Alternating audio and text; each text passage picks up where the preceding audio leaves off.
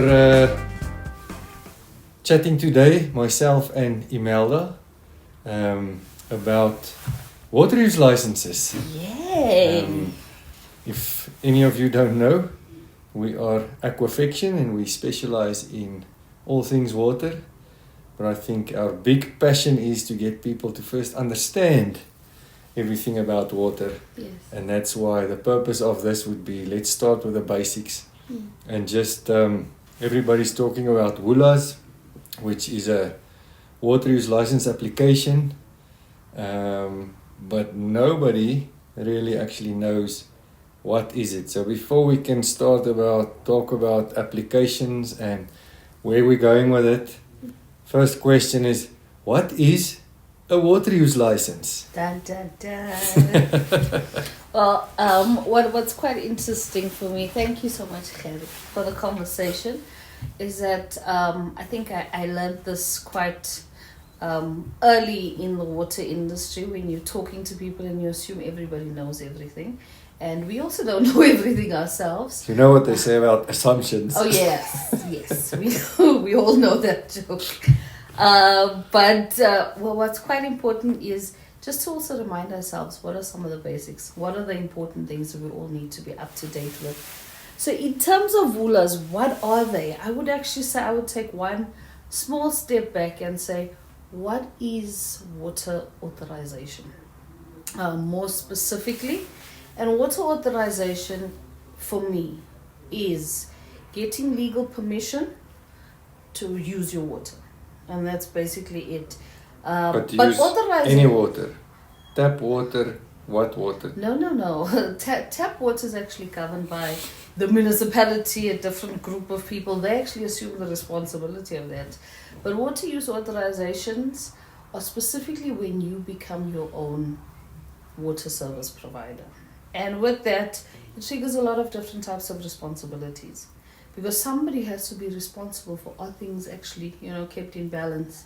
And thank you for the markers. But that water authorization, is it specifically for alternative sources? Rainwater, borehole, river, what does that water actually, being your own water services provider, what water sources does that actually include?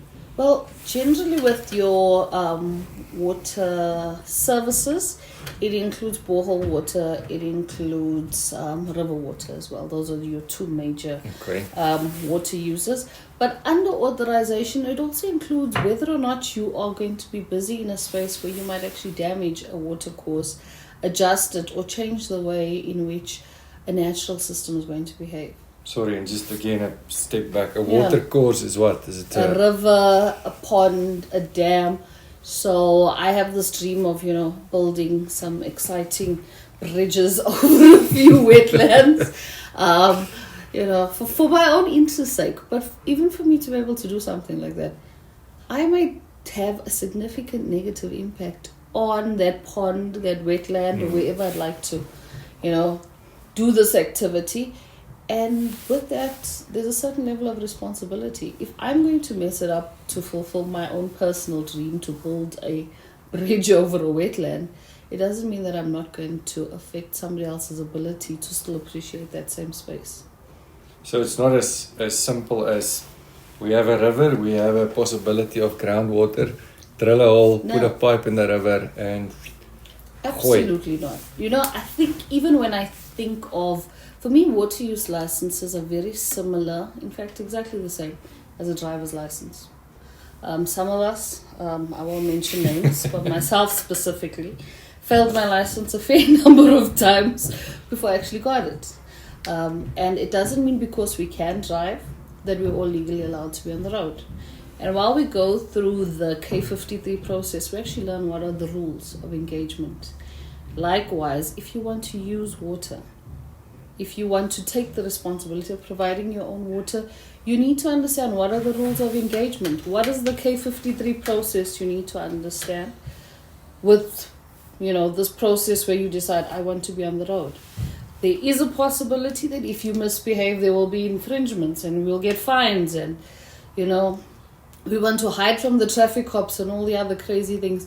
But realistically speaking, if you want to be on the road, we need to legally be there. We need to go through a process And that's exactly with water. From a water use license perspective, if you want to use water, you need to have authorization. But obviously, comparing it to driver's license, it's not that well governed like having a driver's license. There's no speed cops every now and then under a bridge. Gerrie, That's waiting for you to... I heard the statistics now earlier yesterday that 21% of road accidents are caused by speeding. Yes. So 79% that's left is caused by not speeding. So it's actually much safer to speed. I feel like you're justifying being on your bike. So that's the same with a water use license. It's only wrong when you get caught. So unfortunately, well, it's wrong, period. Whether you get caught or not, it's wrong. But the reality is, we'll find traffic cops wherever, and we'll even get notifications of where they are. But we don't find people in blue overalls standing at the side of the road or banging on your doors. They do exist, but there's a large country to cover, and we're dealing with water issues across our country. So there's a lot of issues. Everybody's just trying to figure out how do we solve some of these problems. But I'm hoping that somewhere, while we're sitting having this conversation, there's a 5-year-old who dreams of standing at the side of the road in a blue overall, governing water use licenses. But it's not that it's not being done. It is being done.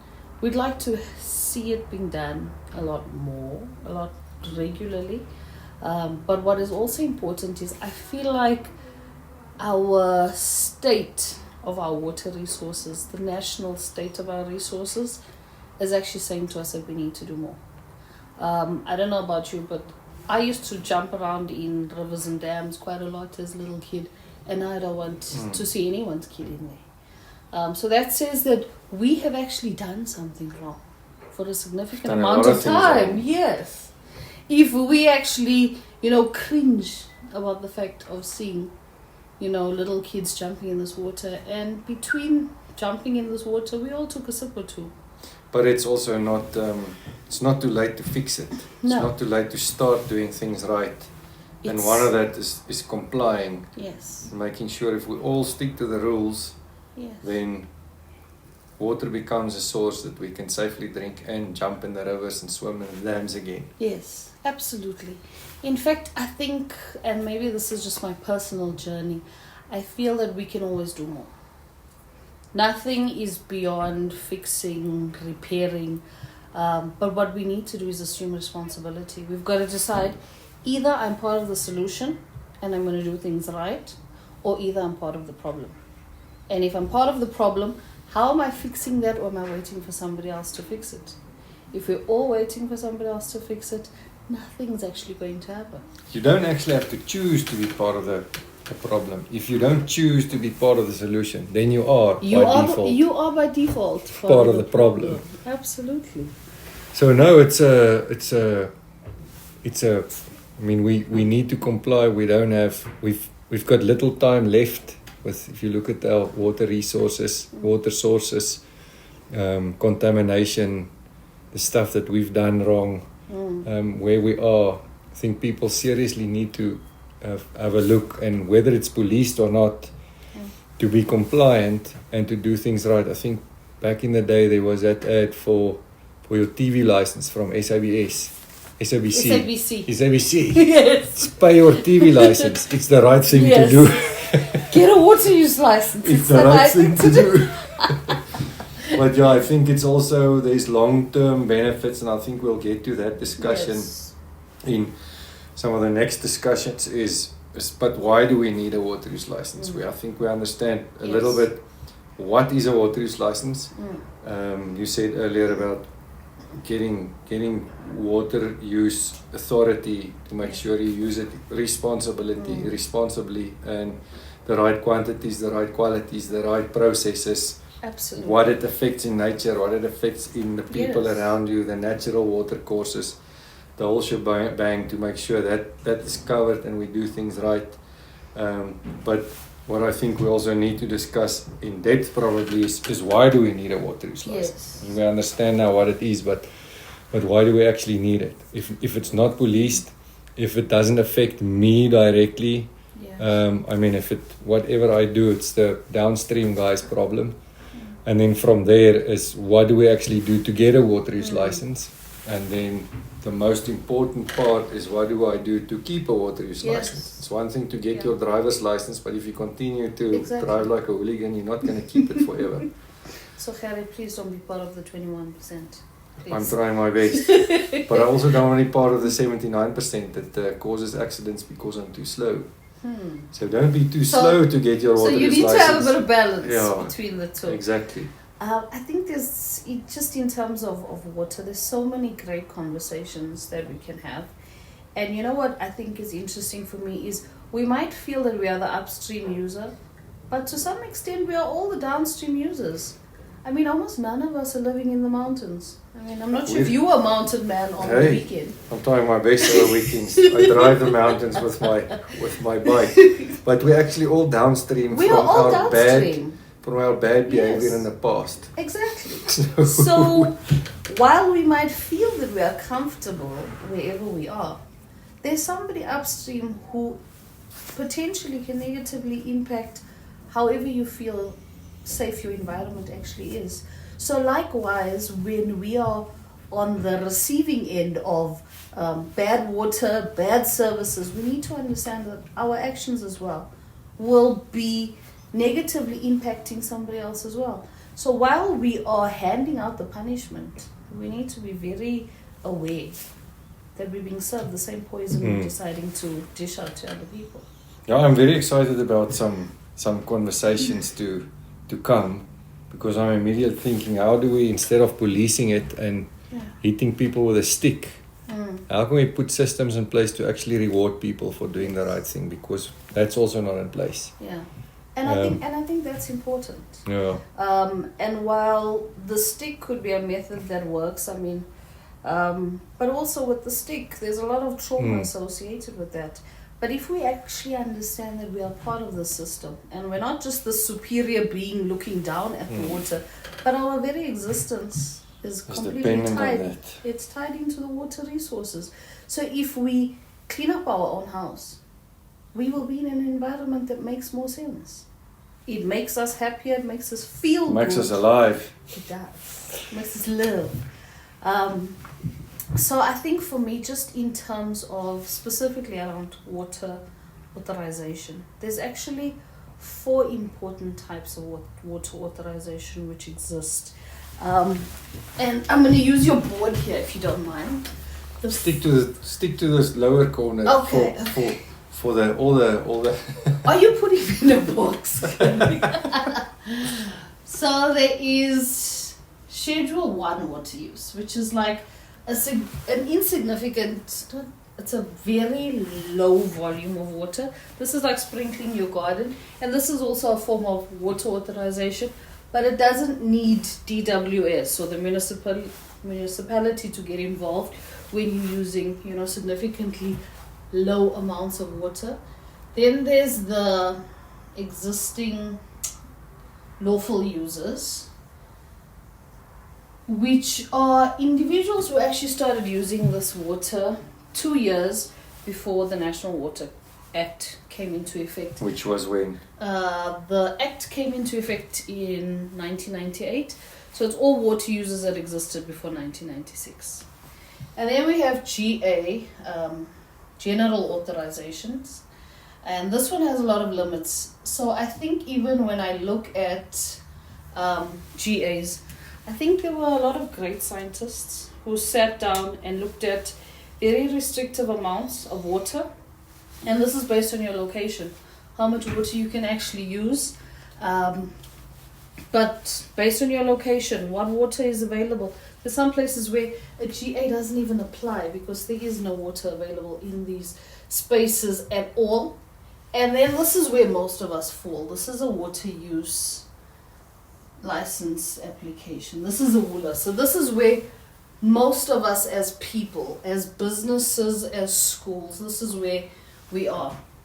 So what happens in this case is the volumes actually go up as we look at these different forms of authorization. And a water use license, as the volumes go up, the risk as well. I feel like I'm drawing these arrows in the wrong direction. But the risk as well. Arrows going down, but the risk goes up. The risk goes up. Up, down. So our level of responsibility, yes. So our level of responsibility as well.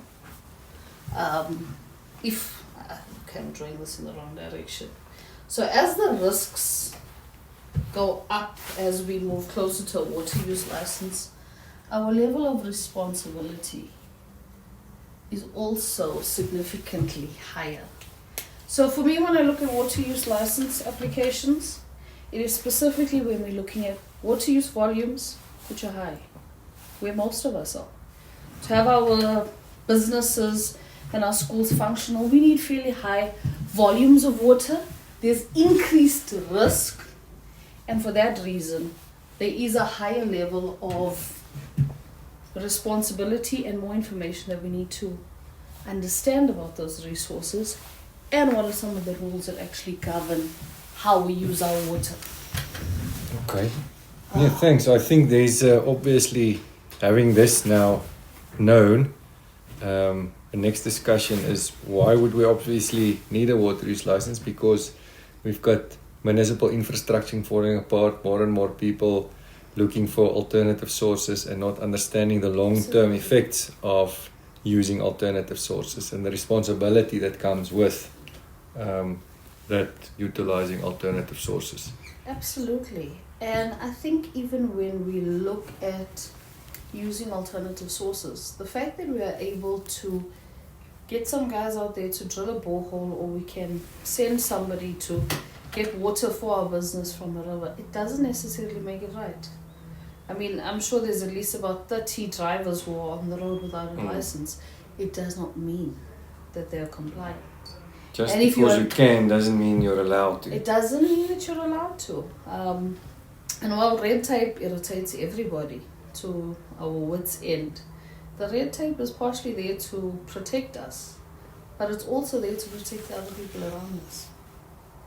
Lekker, Imelda. Let's wrap this one up, and then we'll chat about all the exciting stuff to come of what you can use once you have a water use license and why you actually need a water use license. Thank you, Gerrie. Thank you.